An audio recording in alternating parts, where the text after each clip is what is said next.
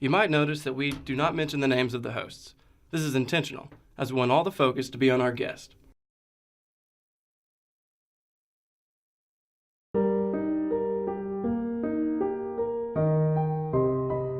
Hello, everybody, and welcome to Inquiry. This is the Philosophy Society's podcast. Today we have Beverly Leach, Professor of Arts. Professor in Art and Design. Yes, Art and Design in Troy University. Professor, glad to have you with us. Thanks for giving us your time. Thanks for inviting me. And I hope you're sort of aware of the format by now. Mm-hmm. Essentially, just assume you're at a coffee table with us drinking coffee. Right. Sounds great. We will try to keep it as invigorating as we can. Very good. Professor Leach, what led you to art?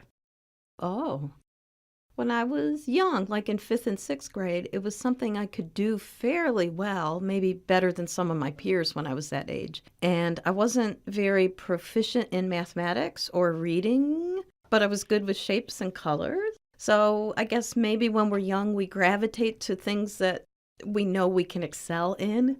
So for me, art was a way to, I was almost going to say gain popularity, but recognition through middle school and high school. Okay, so you were just doodling in notebooks and... Oh, yeah.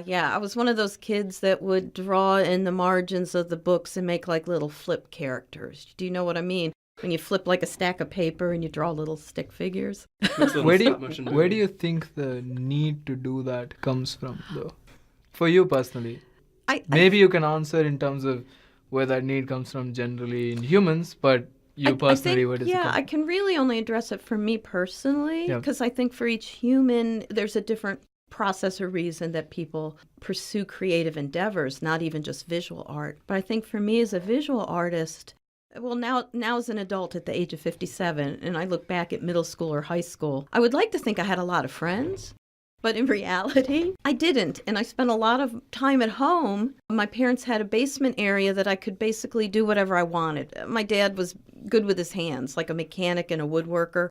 So there were tools or workspace around. So to release, say, energy or to fill boredom, I would just start making things. Whether it was birdhouses with my dad or just odds and ends around the house. And my parents, when I was in 5th or 6th grade, bought me some how to draw books. And I would just copy what I saw in the books. I wasn't always very patient. Maybe still as an adult, I'm not very patient. And I don't always follow things step by step. But I was good at like copying things. And I think I was in maybe 7th grade. My parents got me a very professional Winsor Newton set of oil paints. And I would just hang out in the basement and paint. Copy things like Led Zeppelin album covers, because that was the thing when I was in 8th grade, 7th and 8th grade.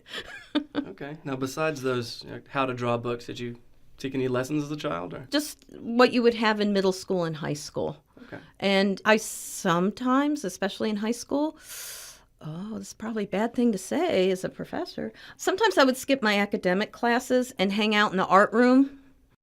We had a dark room in high school, and I wasn't a very proficient eye-hand coordinated kind of drawing person, but I was good with other kinds of things, especially painting, because it felt to me more immediate. The textures, the brush strokes, the process. I'm not a good draftsman. Pretend my drawing students couldn't hear me say that. But I would spend a lot of time in high school on photography, and I really liked photography as a medium. I still do today. So sometimes I would skip classes and hang out in the dark room all afternoon. That's probably not what I should have done, but that is what I did do. A few minutes ago, you mentioned that you were into copying things, right? There's this, idealization of not copying and originality. Do you agree with it? Do you think copying is also a, very expressive art form? Well, I think copying can have various kinds of meaning, especially in the digital age, where people can just plagiarize, take other people's images and say, that's my image that I made. So here at Troy, in my digital tools class, it's an introduction to Photoshop and other kinds of software applications. And our digital tools class is designed for non-art majors. So sometimes I have theater majors and other kind of majors in my class. And I stress that it's okay to look at things and be inspired. But when we learn to use Photoshop and do Photoshop collages and use other techniques, I make the students use all their own photos because in this day and age, I'm more concerned with people stealing and plagiarizing. I realize that's not really what copying is, but my thought about contemporary art or the process in the digital age, it's too easy for people to be lazy in copying. But eye-hand coordination and copying other, say, art historical works of art. Like if I want to really learn how to see the human face, to copy some drawings by Leonardo da Vinci in my sketchbook would be a great place to start to really learn how to see. And that is also a thinking process. So copying could be as benign as, well, I'm going to steal internet pictures or use a Xerox machine or that kind of thing. But I don't think copying when I'm actually using my hand, pencil on paper, or brush to pad, like on a canvas or anything like that. I don't think that copying in an analog way and trying to study how a master would have worked is a bad thing, because artists through history have been trained under great masters like Peter Paul Rubens is an example in the Baroque era. He would have a whole team of apprentices that would copy his style and work as he did in order to learn how to see and think. But then those individuals could rise in the apprentice system and become their own independent artist. So there's a great tradition of young artists copying or following the footsteps of a master artist or master craftsman. That leads me to some other places in that maybe also I should have rephrased my earlier question. Oh. No, as in this was very relevant as to the question I put forward then. But since I have time now, I want to rephrase and expand upon that idea. Do you then think copying in itself is rewarding personally? Because even things like just drawing you as you are with no, what's the word I'm looking for, innovations therein, right? Just copying this scene as it is presented to me. Do you think that even doing things like that is in some way transformative or rewarding? I think it's rewarding, especially for beginning art students, to be able to see the world around them and to draw or paint accurately how they see the world. Artwork that excites me or inspires me has a conceptual element, and one might think that depicting the world as one sees it within a work of art might not be very conceptual. However, the juxtaposition of different kinds of objects and colors and people can make very deep statements. So I would not dismiss the realistic or representational approach to art, because there could be all kinds of hidden meanings and symbolism within what we would consider everyday mundane objects. And I think in a very industrial, technological, automated kind of society, I think people really have a desire for the handmade and an appreciation for works of art. And I mean drawing and painting, not necessarily photography, because that's more of a automated or mechanical process. But I feel people can deeply appreciate, ponder, and be very expressive, even if that work of art is very realistic in its appearance. And my approach to teaching my introductory classes here at Troy is for students to capture reality before they go and be conceptual and abstract and deconstruct the world around them.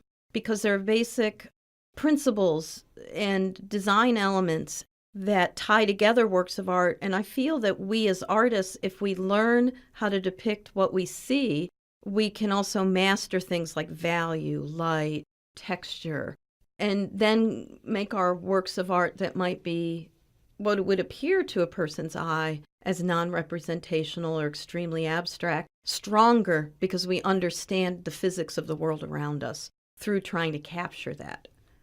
Right, and that sort of leads me to my next question also, in that, do you think it is possible to be 100% accurate and realistic when you draw, or do you think some biases might creep in? I definitely believe biases creep in, because we are products of how we're brought up and where we're brought up and how we're taught So do you think if I were to draw you as shoddy, an artist as I am, that I would, sort of unconsciously put you on the foreground because I'm focusing on you rather than the wall or something like that?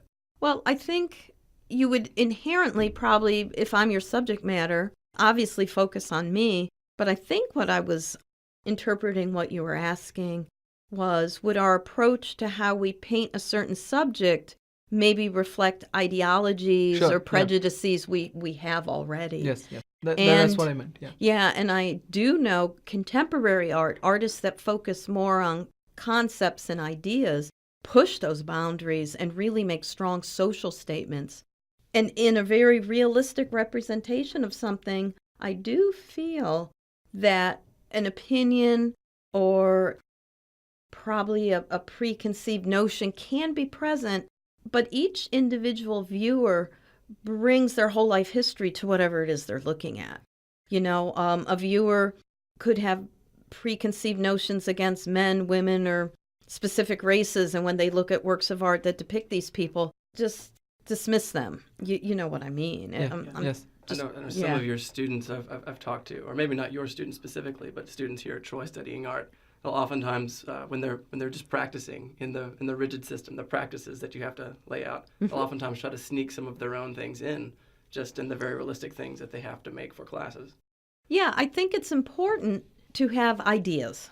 Obviously, college is a time in most people's lives where they're coming of age and starting to pursue things that they are strongly passionate about.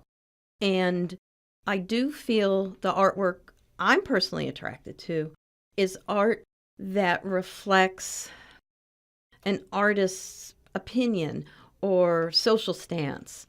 And I think what off-puts some of my students in understanding contemporary art or more conceptual art is that the backstory, you really have to read or research or attend a lecture to understand these things.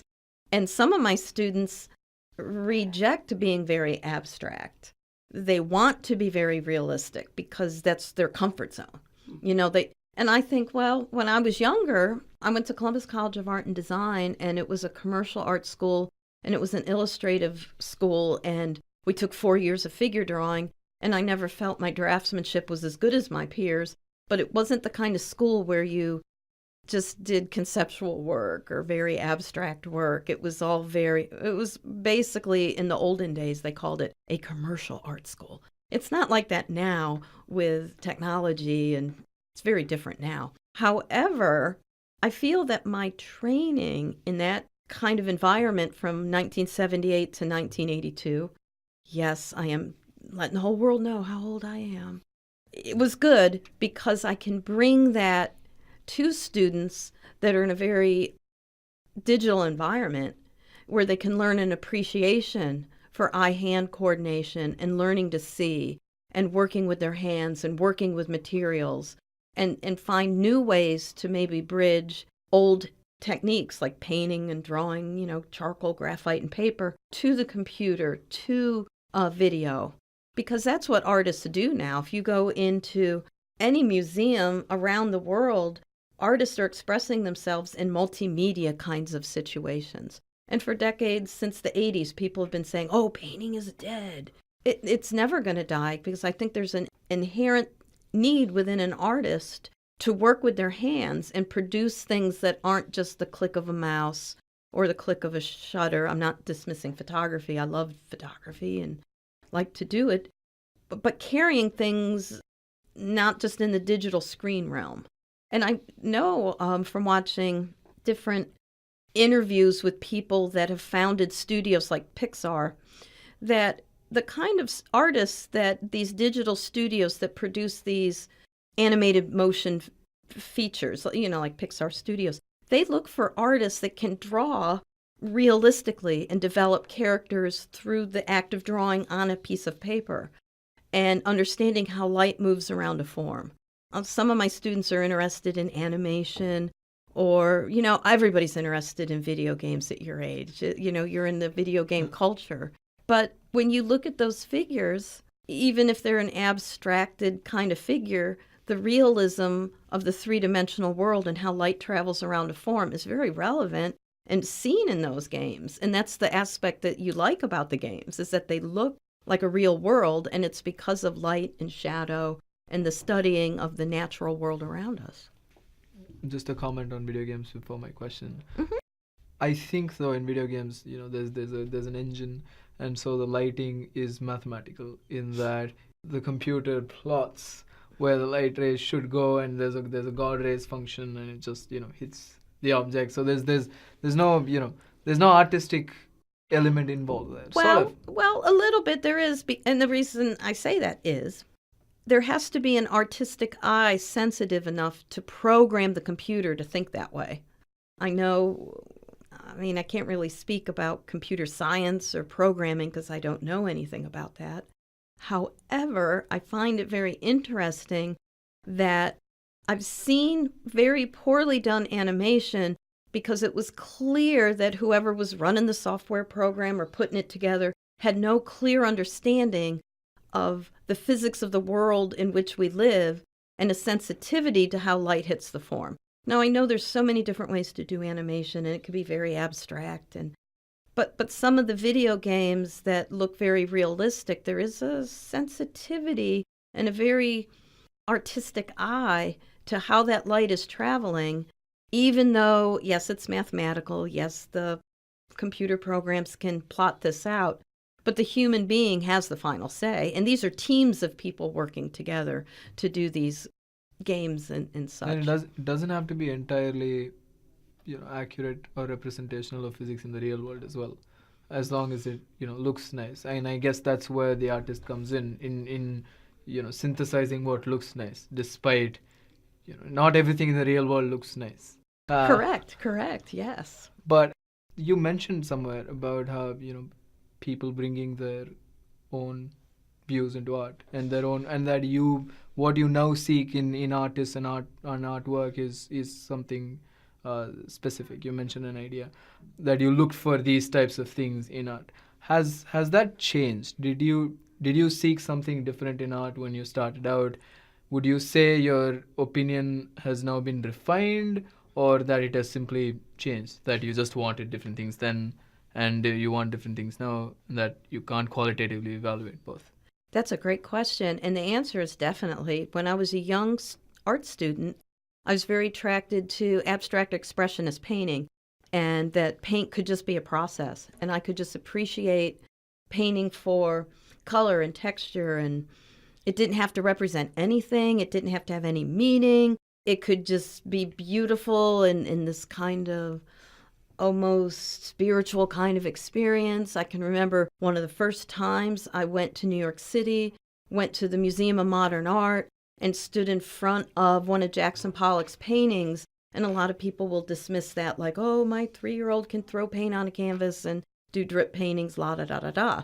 But when you see it in context and it envelopes you, because these are mammoth-sized paintings that fill your whole cone of vision, you can see that he, as an artist, was thinking about the texture and layering of the colors and creating an environment for you, the viewer. And for me, when I was studying art, especially it goes back to not being enthralled with really trying to be an astute draftsman, I liked the process of textures and colors and thinking very abstractly, and it didn't have to have any real meaning. So my stance then was, art can just be a process. Art is whatever I say it is, and I can, if I'm pleased with it and I think it's finished, boom, there it is. However, fast forward 30 some odd years, I'm moving my own artwork into, I guess, what I'm calling representational, although I'm using found objects, maybe words, phrases, pictures, and collages and mixed media assemblages. But these pieces I make now have very specific meanings and very specific narratives and very specific stories. And I think it's because I've learned to understand the importance of context and idea. And I think when I was a young art student, I didn't really understand some of the great historical narrative paintings I was taught until many years later, when I went back and maybe I'm traveling and I get to see them in person, or when I was prepping, when I first had to teach visual arts, and I was thinking of world history and world culture, and I always say in my visual arts class how visual art is just the visual side of world history and cultures and civilizations. And I found that no matter how realistic a work of art looked, there was always some kind of backstory and reference point. And I understand how young students, especially when you start out, you might not have the mental processing power to retain all that. But I think that's why art is important and why people fight for it, protect it, and are passionate about it and passionate supporters, because of it touches every culture, all people, in my opinion, near and far. And I was going to touch on politics ever so slightly, Yeah, but with the new budget coming out and the things in the news today, just, the past week or two, I find it distressing that we'd have an administration that would dismiss the value of art when it's just such a tiny part of a big budget plan. And, it almost makes me think, well, then my whole life's work has no value or meaning if it's not going to be valued somehow within my community. And I find many students I meet here at Troy, especially when I teach a visual arts class, they really like the break and enjoy learning a subject that's totally different than their major. And they like seeing the connection to their whole presence within society. And art is definitely valuable. And there's just been things I've seen in the news or with the budget cuts that haven't really happened yet, that they're hypothesizing will happen. That people are being more outspoken in the social media circles I follow about art. And this is visual art and poetry and novels and theater and music. It's all interconnected. Right. Well, you mentioned that you want your work to be relevant. Well, could you speak on what yours is besides, just collages and whatnot? What themes do you touch on? One theme I touch on is, I'm a beekeeper, and I know honeybees and the environment and all that's in the news a lot in the past few years. But I'd like to touch on protecting the environment and seeing the value in the beauty of nature and not putting down weed killer or lots of poisons and letting some of nature in your own yard run natural. And so in a subtle way, in some of the mixed media collages I do, I will use images of bees and sometimes layer typography and imagery. So it doesn't sound like a political protest that hits the viewer in the face. I want them to spend a little time looking at the layers and the colors and the objects I'm using and kind of unfold it, so to say, within their mind's eye, so that they don't feel like I'm hitting them over the head with a hammer, like, don't use pesticides in your yard. Although that's probably what I'm thinking at the time. I did a piece dedicated to Rachel Carson and silent spraying. I came up in the 1970s when it was the first Earth Day, and as a kid, I grew up in a small town. We had a giant field in our backyard. So I've always been around nature. And it does distress me when people think we don't need to protect it or be careful with our water usage or, all those kinds of things that can be debated endlessly. But within my own artwork, I try to find a middle ground where maybe the viewer would find it aesthetically pleasing before they find the little nugget of social commentary within it. You brought up abstract art earlier on. Usually with art, people are trying to say or often with art, people are trying to say something. They're trying to make a statement about the world or society or politics. If abstract art doesn't really usually attempt to do something like that, does it? Oh, sure it does. Sure it does. Oh, sure it does. Yeah.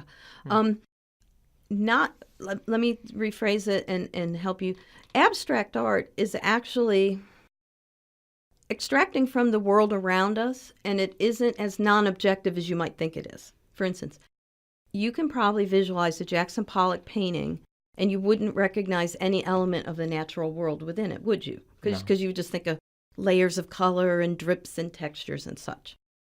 In abstract works of art, let me try to reference something If I say Picasso, can you conjure up any kind of image in your mind? Good thing we have the internet at my hand. Oh, it's radio though, so everybody get out your phone and Google Picasso's Guernica. And the reason I want to show you this, oh, sorry, people listening, but now I want to show you an abstract work of art that's chock full of meaning and is revered around the world. Picasso's Guernica is a black and white mural that depicts the horrors of war. And when one looks at it, one might think, well, this artist is on acid or something. Look at these crazy shapes and distressed figures, and it is abstract. You do recognize that there's a horse and a bull and a woman. Here, I'll zoom in. But that one image is a woman who's very abstract. You see one side of her face, an Egyptian-looking kind of eye. But you can see the distress in her face as she carries this dead baby in her hands. And it's the ravages of humankind against itself. It was I'm cheating. I'm just reading off my screen so I could give the viewers or listeners some facts. It was painted in 1937 as a reaction to the Nazis bombing a town in Spain called Guernica. And a good point of reference in the reverence that societies and cultures have towards art, you know, France pretty much let the Nazis come into Paris so they wouldn't bomb Paris and destroy all their treasured works of art. There's a famous quote by Churchill, "What are we fighting for if we're not fighting for the arts? You know, why would we defend ourselves and cherish our museums if it didn't have some relevancy?" But to go back to the real question you had, can abstract art communicate or represent deep meanings of a culture, society, or an individual? And the answer is yes, because there will be something somewhat recognizable that the viewer can latch on to. So like within Guernica, the shapes are very abstract. They're geometric, they're flattened.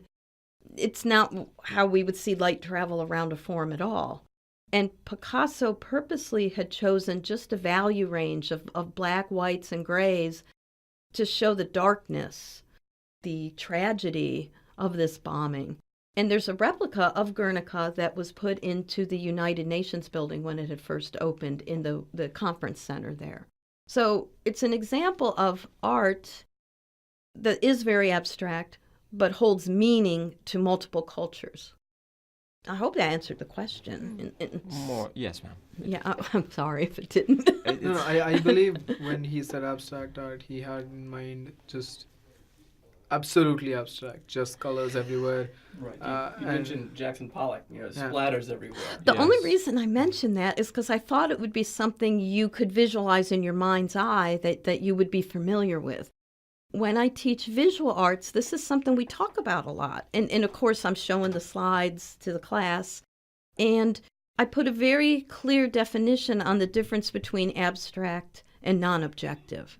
And one thing that is exciting in a college environment, and what I hope students can find the time to do, is to take subjects just for the sake of learning. I understand a lot of students take visual arts because it's in that little group of, you take drama, intro to drama or music. It's all part of your well-rounded education. However, I wish students could take more time to take more kinds of classes that just fulfill their curiosity. Sorry to keep going back to Pollock, but you said students have to take more and more time, take more and more lessons to see different things. I saw an image recently that had two pieces of art, right? And it said, which one is the Pollock painting? And it turns out that you couldn't really tell the difference unless you were a trained artist. But one was just a painter's apron, and the other one was Jackson Pollock, right? This one had sold for millions of dollars, and this one was just around someone's waist. Is there some, what's the kind of floundering? Well, I get where I totally understand what you're saying. And I mean, Is there some objective high art that you have to Oh. be no. ridiculously cultured to appreciate? No.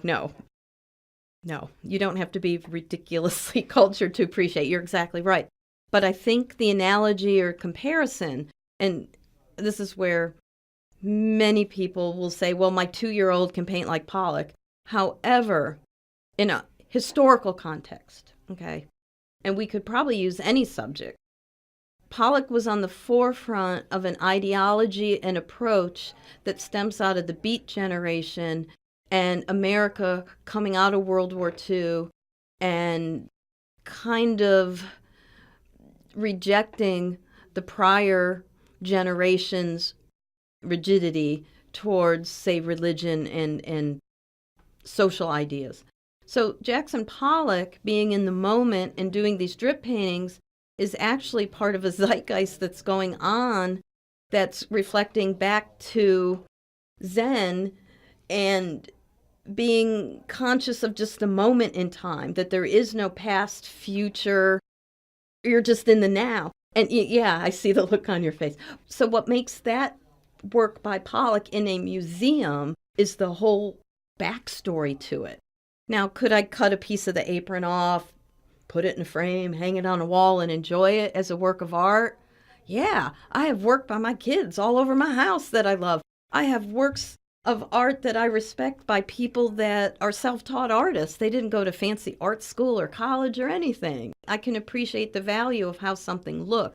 But what I was trying to answer is why Jackson Pollock is in a museum and where his place in history is. And it wouldn't be any different than a historical novelist or a historical musician. You see what I mean? And sometimes people do have to know a little bit of the cultural zeitgeist, a little bit of the history, like people who don't listen to jazz and then they hear very avant-garde jazz. You're like, what the heck was that? Right? You ever listen to some real Thelonious Monk and it gets kind of dissident, perhaps even? Well, jazz is another form of art that I enjoy. But there's also a history there to deeply appreciate it, perhaps, or understand its importance. And that's where I think college is important. And the point I was trying to get to, it isn't the student making time. There are changes within scholarship requirements, financial aid, other kinds of things. I'm finding students can't just go take a class for fun because their scholarship won't cover it, their Pell Grant, other kinds of funding. And that breaks my heart because now's the time in a person's life where they should be able to go take Japanese because they're interested in Japanese. Not because it's their major, not because it's their minor, but just because that's what I want to go take. So I feel that students aren't financially able to indulge themselves into other quests and queries about other subjects because they're being constrained by what their grants will allow, what other kind of funding, because you know how expensive it is to go to school, right? This is probably where I mentioned that this podcast is free. So it doesn't cost a dime. That's great, yeah. But going back to Guernica, though, do you think that there's, and art in general, do you think that the focus for Guernica was on the meaning alone, or was there a sense of catharsis to the whole thing? Do you think Picasso felt elated, or at least, I don't know, free when he drew? And do you think that he wants for others to have the same feeling of catharsis in recognition of the horror of war? Correct. Even if it is bad. Correct. I think artists that take a stance against a horrific event. Picasso was very keen on knowing his place in society. I mean, he was a bit of a showman. He knew people would see and look at this painting. There are many, many artists that do art as part of a cathartic process, just art for doing it. There's all kinds of art that very few people get to see that might go back to your apron analogy, that are just as great as any work of art in a museum. But Picasso doing Guernica, he knew that it was his breaking heart for the horrors of war to give to that town. It was as much cathartic as it would be maybe in his back of his mind as something that would be historically important or valuable You Sure, see but- what I but mean? is- Because he knew his place and time. I mean, I understand what he's saying, but my secondary question was: is there a cathartic process involved in viewing his art, right? And was he Oh, going for yeah. that? Oh, I would think so. I think it was Like, was he trying to induce catharsis Ye- in the people who view his art just by in recognition of the horrors of war? Like even as people recognize the horrors of war, or it is brought to their forefront that there's in some weird anti-psychological way that there's still some catharsis there. I think his intent, now I don't know for fact, obviously, but I would think he was aware of giving this work of art to this town as a cathartic process, as a way, maybe it would be a spot where people could mourn their losses, to feel a release of the expression. You know, I've lived a very privileged life. I've never been near any kind of city that's had any kind of strife, let alone bombed out by war. That's just something I can't wrap my brain around. But I do feel strongly, especially in my classroom, when I share works of art with students, I feel my role, not just what the textbook will tell them, but other research or other experiences that I've had. When I've traveled and seen works of art that I talk about in the classroom, I feel it's important that I let them know, well, I've stood in front of this, I've experienced it, and this is how it really made me feel. So when we read about things or see them in books or online, there's a different way you interact with it. To be very specific to that question, when Picasso had completed Guernica, I'm 100% positive he knew it would be a grieving process that people would go through seeing this painting. He purposely chose certain shapes and colors to be very pointed about that. And, well, there's a lot of contemporary artists working, addressing many social issues right now. And as a young art student, 30 some odd years ago, this kind of approach wasn't even as prevalent as it is now. And I feel in an information age, artists are expanding on idea, maybe over aesthetics, because people can really grasp these ideas in a more immediate way because they're all walking around with their phones and they can read the backstory. What I do in my visual arts class is we start with the earlier works, but I try to get up to some contemporary arts and show them a few challenging things and let them know that art can be appreciated in a myriad of different ways that is as vast as each individual on the planet. And each one of us are going to gravitate towards things that have meaning to us. You know, it could be religious art, it could just be decorative, it could be a combination of both. It could be purely functional. Have you ever used like a coffee mug that's been handmade and has a certain feel? Or have you ever used something that somebody made for you? You know, Yeah, even if it's asymmetric, there's this It's an appreciation for it. Yeah, like I said, I've work that my kids did, and I just love having it around. I'll tell you something. Several years ago, my parents had passed away, and we're emptying out the house. And I'm emptying out a drawer, and at the bottom of the drawer was this little painting thing I did as a little kid that was just stuck in a drawer with some other things. And I was like, it's the only work of art I have from when I was like a little kid. Because I didn't save things, I moved around a lot, and my folks had a few things around, but it was funny how the act of making excites all individuals. And there isn't a parent alive that doesn't save their kids' art. You know what I mean? It's like kind of like a historical record of families and our existence on the planet, you know? I apologize, but we're sort of running short on time, and I have to forcibly truncate the conversation, even if I want to keep it going. But before we end, since you touched on idea, just one last question. Sort of twofold, but just the last question. One, is there any idea that has affected you the most, and through someone else's art, maybe? And is there some idea that you would say that has affected you the most? And two, is there some idea that you convey through your art that you want people to be affected by the most? To answer the first question, I don't know if it's a specific idea. Yeah. I'm going to use you can Google Robert Rauschenberg as an artist. I'll just leave that out there. But this idea that you can take everyday things around you. Okay, Robert Rauschenberg, perhaps one of his most famous works of art, is a goat with a tire around it. And A goat with what? a tire. Oh, It's okay. called Yeah, Monogram. yeah. And it sits on a platform that's painting. It's like a three-dimensional painting where the boundaries of what's a painting and what's a sculpture and the boundaries of found object, abstract, well, he was anti-abstract expressionist painting, but that's not the point. The point is the idea that one can take everyday news events and paper ephemera, collage it in a variety of different ways with a variety of different media, and have this layering where you can appreciate colors and shapes, objects for just their relationships, but then look at even a deeper meaning because of the juxtaposition of different contemporary images, okay? I don't know if that's so much a singular idea, but I would say it's an artistic approach that is coming out of the Beat generation and pushing abstract expressionism and pop art into a whole nother kind of way to do art. And I think that's had the strongest impact on me.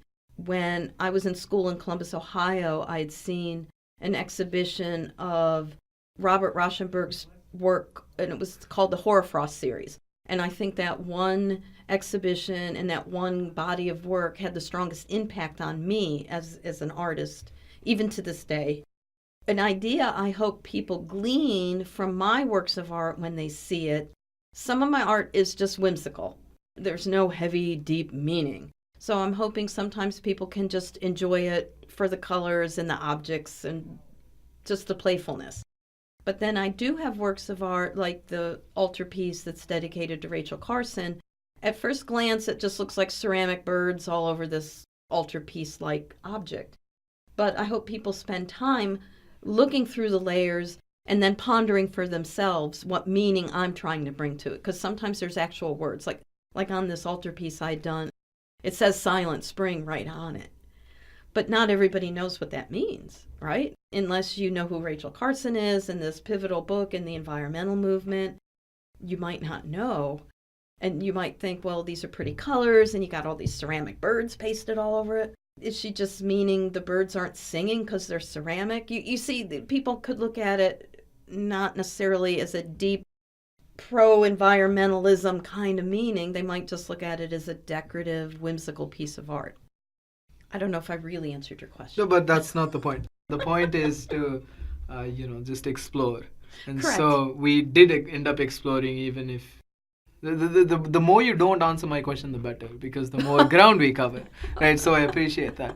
But thanks a lot for giving us the time and joining us. Oh, it was a Professor Leach. pleasure. I hope that this was enjoyable for you. Oh, absolutely. Thanks for coming on the podcast.